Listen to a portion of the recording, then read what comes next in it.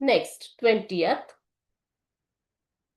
How did Don Anselmo greet the guests who had been waiting for him?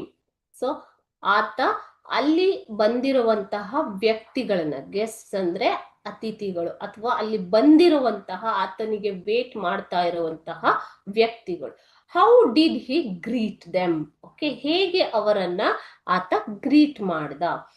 The old man answer, the old man bowed to all of them. bowed to all of them ಅಂದ್ರೆ ತಲೆ ಬಾಗುವುದು, ಬಾಗಿ wish ಮಾಡೋದು ಅಥವಾ ನಮಸ್ಕರಿಸುವುದು. In the room. He then removed his hat and gloves slowly and carefully.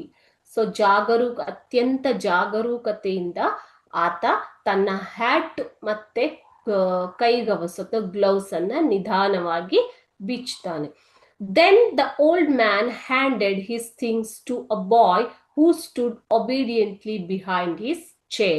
So ಇವೆಲ್ಲನ ತೆಗೆದುಬಿಟ್ಟು ಆತ ಏನ್ ಮಾಡ್ದ, ತನ್ನ ಹಿಂದೆ ನಿಂತಿರುವಂತಹ ಒಬ್ಬ ವಿಧೇಯ, ಒಬಿಡಿಯಂಟ್ ಅಂದ್ರೇನು ಮಕ್ಕಳೇ? ವಿಧೇಯ ಹುಡುಗ ಒಬ್ಬ ಆತನ ಹಿಂದೆ ನಿಂತಿದ್ದ.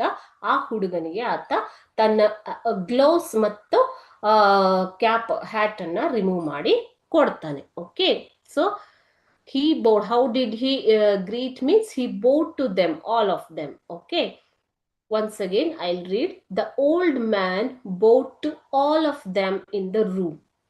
He then removed his hat and gloves slowly and carefully. Then the old man handed his things to a boy who stood obediently behind his chair. Carefully ಅಂತಂದ್ರೇನು ಮಕ್ಕಳೇ? ಜಾಗರೂಕತೆಯಿಂದ, ಅತ್ಯಂತ ಜಾಗರೂಕತೆಯಿಂದ. ಇಲ್ಲ, ಈ ಆನ್ಸರ್ನ ನೀವು ಪ್ಯಾರಾಗ್ರಾಫ್ 3 ನಲ್ಲಿ ನೋಡ್ಬೋದು. ಸೊ ಇಲ್ಲಿ ಆನ್ಸರ್ ಎಲ್ಲಿ ಬರುತ್ತೆ, ಓಕೆ, ಸಾಮಾನ್ಯವಾಗಿ ಯಾವ ಪ್ಯಾರಾಗ್ರಾಫ್ ಅಲ್ಲಿ ಬರುತ್ತೆ ಅನ್ನೋದನ್ನ ಇಲ್ಲಿ ನಿಮ್ಗೆ ಮೆನ್ಷನ್ ಮಾಡಿದ್ದೀನಿ. I have mention the paragraph where you can get the answer. Okay,